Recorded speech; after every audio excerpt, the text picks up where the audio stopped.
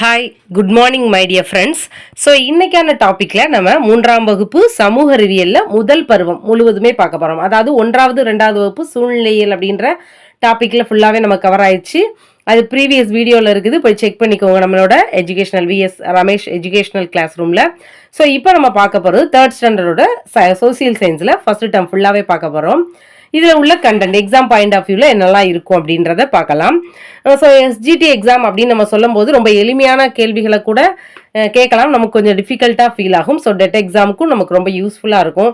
So இந்த 2 எக்ஸாமுக்குமே useful ஆகிற மாதிரி தான் நம்மளோட நோட்ஸ் வந்து ரொம்ப கிளியராகவும் டெப்த்தாகவும் இருக்குது. ஸோ வாங்க வீடியோக்குள்ளே போகலாம். ஸோ உறவுகள் அப்படின்னா 2 வகை, தாய் வழி தந்தை வழி நமக்கு தெரியும். ஸோ அடுத்து பாருங்க, குடும்பங்கள் அப்படின்னு எடுத்துட்டோம்னா 3 வகையா இருக்கு. சிறிய குடும்பம், பெரிய குடும்பம், கூட்டு குடும்பம்.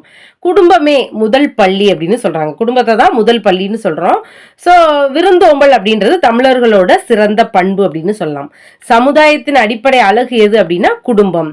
அதாவது இந்த கேள்வி பார்த்துக்கோங்க, கைமாறு கருதாது பிறருக்கு உதவி செய்பவர்களின் சட்டத்தை கொண்டு வந்தது யார் அப்படின்னா மத்திய அரசு. இது ஒரு கேள்வியா கேட்கலாம். உருவாக்கிய ஆண்டு 2014. இதோட நோக்கம் என்ன அப்படின்னு ஒரு கேள்வி கேட்டாங்கன்னா, பாதிக்கப்பட்டவருடன் யார் வேண்டுமானாலும் செல்லலாம், அவர் விவரம் நமக்கு என்ன இல்லை அப்படின்னா தேவை இல்லை அப்படின்னு சொல்லலாம். அடுத்து, இந்திய தேசிய ராணுவத்தை உருவாக்கியவர் யார் அப்படின்னா நேதாஜி. நமது அரசியல் அமைப்பின் பாதுகாவலன் அப்படின்னு நம்ம சொன்னோம்னா யாரை சொல்றோம் அப்படின்னா உச்ச நீதிமன்றத்தை சொல்றோம். ஸோ அடுத்து பாருங்க, 101 அப்படின்னா அது தீயணைப்பு துறையில நம்ம யூஸ் பண்ணுவோம். 100 அப்படின்றது எங்க அப்படின்னா போலீஸ். 108 அப்படின்னா ஆம்புலன்ஸ். ஊராட்சி அமைப்பின் அடிப்படை எது அப்படின்னா கிராம ஊராட்சி. அதாவது 73வது இந்திய அரசியலமைப்பு திருத்த சட்டம் நடைமுறைக்கு வந்த ஆண்டு ஏப்ரல் 1993. எத்தனாவது அப்படின்னு கேட்கலாம், வருஷமும் கேட்கலாம். இத்திட்டத்தின் முக்கிய அம்சம் என்ன அப்படின்னா பஞ்சாயத்து ராஜின் 3 அடுக்கு பஞ்சாயத்து முறை தான் இதோட முக்கிய நோக்கம். ஸோ அடுத்து பாருங்க, கிராம ஊராட்சி அப்படின்னா 500க்கு அதிகமான ஊராட்சி அப்படின்னு எடுத்துட்டாலே 500க்கு அதிகமான மக்கள் தொகைகள் தான் இருக்கும். அதில் மாவட்ட அளவில் மாவட்ட ஊராட்சின்னு சொல்லுவோம், ஜில்லா அதாவது ஜில்லா பரிஷத் அப்படின்னு சொல்லுவோம். வட்டார அளவில் சொல்லும் போது ஊராட்சி ஒன்றியம் அதாவது பஞ்சாயத்து சமிதின்னு சொல்லுவோம்.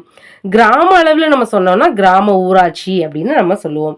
அடுத்து கிராமம் அப்படின்னு எடுத்துட்டாலே தலைவர், துணைத் தலைவர், வார்டு உறுப்பினர்கள் கிட்டத்தட்ட 6ல இருந்து 15 வரைக்கும் உறுப்பினர்கள் இருப்பாங்க. ஸோ தலைவர் அப்படின்றவங்க நேரடி தேர்தல் மூலமா தேர்ந்தெடுப்பாங்க, நமக்கு தெரிஞ்ச ஒரு விஷயம். ஸோ துணைத் தலைவர் அப்படிங்கிறவங்க யார் அப்படின்னா இந்த வார்டு உறுப்பினர் மூலமா தேர்ந்தெடுக்கப்படுவாங்க. ஸோ இவங்களோட பதவிக்காலம் எத்தனை ஆண்டுகள்? 5 ஆண்டுகள். அடுத்து சோழ அரசு அப்படின்னாலே நம்ம ஞாபகத்துக்கு வர்றது குடை ஓலை முறை தான். ஸோ அது மூலம் தான் கிராம நிர்வாக உறுப்பினர்களை தேர்ந்தெடுப்பாங்க அப்படின்றத நான் எப்படி அறிகிறோம்னா அதாவது காஞ்சிபுரம் மாவட்டத்தில் உள்ள உத்திரமேரூர் அப்படின்ற கல்வெட்டு மூலமா நம்ம அறியலாம். இந்த குடவோலை முறை இருந்ததை நம்ம அறிஞ்சுக்கலாம். அடுத்து கிராம சுயராஜ்யம் அப்படின்ற வார்த்தையை முதல்ல பயன்படுத்தினது யாருன்னா மகாத்மா காந்தி.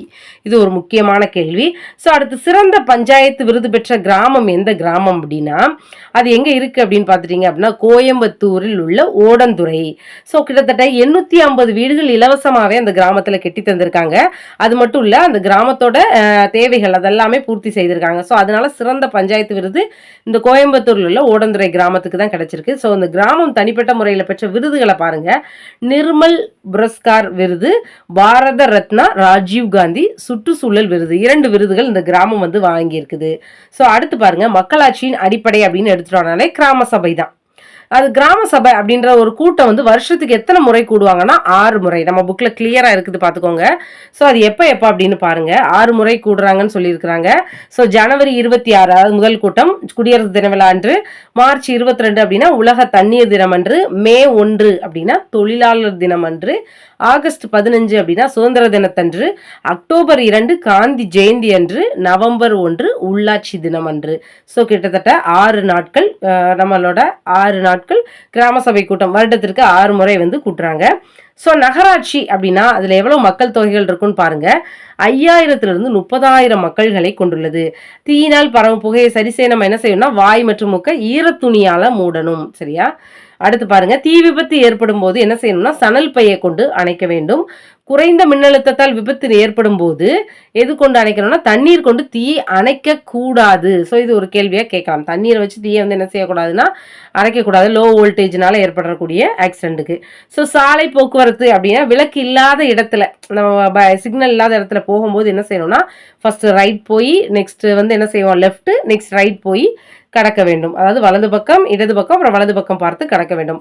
பாதசாரிகள், அதாவது நம்ம கடக்கும் இடம் வந்து நம்ம வரிக்குதிரை போன்று கருப்பு வெள்ளை வரிகளுடையதா இருக்கும். சாலை பற்றிய ஜீப்ரா கிராசிங் அப்படின்னு கூட இங்கிலீஷ்ல சொல்லுவாங்க அத. சாலை பற்றிய விழிப்புணர்வு அளிக்கும் போக்குவரத்து பூங்கா எங்க இருக்குது அப்படின்னு பார்த்துட்டீங்கன்னா, சென்னையில இருக்கு. எங்கன்னா அண்ணா சதுக்கத்து கூட அருகில இருக்குது. அடுத்து ஒரு சில வார்த்தைகள் இங்கிலீஷ்ல பாருங்க. என்லைட்டன்ஸ் அப்படின்னா போதிக்கிறது. டிஸ்கிரிஷனரிஸ் ஃபங்க்ஷன் அப்படின்னா தன்னார்வலரோட பணின்னு சொல்லலாம். இன்டென்ஷன் அப்படின்னா நோக்கம். ஸோ இதுதான் நம்மளுக்கு எங்க இருக்கு அப்படின்னா 3ஆம் வகுப்புல சமூக அறிவியல்ல முதல் பருவத்தில் இருக்கிற டாபிக். ஸோ இது உங்களுக்கு எக்ஸாம் பாயிண்ட் ஆஃப் வியூவில் ரொம்ப யூஸ்ஃபுல்லாக இருக்கும் நம்புறேன். ஸோ டோட்டல் புக்கும் நமக்கு ஒரு சின்ன ஒரு வீடியோவில் கவர் ஆகுது அப்படின்னா நமக்கு ரொம்ப யூஸ்ஃபுல்லாக இருக்கும். ஸோ என்னோட வீடியோ ரெகுலராக வாட்ச் பண்ணுங்கள். என்னோட நோக்கம் எல்லாமே எஜுகேஷன் ரிலேட்டடாக வீடியோ போடுறதா, டெட் எக்ஸாம், எஸ்டிடி எக்ஸாம், வேறு காம்படிட்டிவ் எக்ஸாம் இல்லை உங்களுக்கு பர்டிகுலராக நிறைய என்னென்ன விஷயங்கள் தெரிஞ்சுக்கணும், இந்த மாதிரி ஸ்கூல் புக்ஸில் என்ன கொடுத்துருக்குறாங்க, இல்லை ஜென்ரல் நாலேஜாக தெரிஞ்சுக்கணும்னு ஆசைப்பட்டீங்கனாலும் பேரண்டாக இருந்தீங்கன்னா உங்களோட சைல்டை கைட் பண்ணுறதுக்காக இருக்கட்டும் ரொம்ப யூஸ்ஃபுல்லாக இருக்கும்னு நம்புகிறேன். ஸோ கண்டிப்பாக என்னோட வீடியோவை பாருங்கள். Thank you so much for all. Please subscribe my channel and comment பண்ணுங்கள், லைக் பண்ணுங்கள், உங்களோட ஃப்ரெண்ட்ஸ் அண்ட் ஃபேமிலி மெம்பர்ஸ்க்கு வீடியோவை வந்து ஷேர் பண்ணுங்கள். தேங்க்யூ.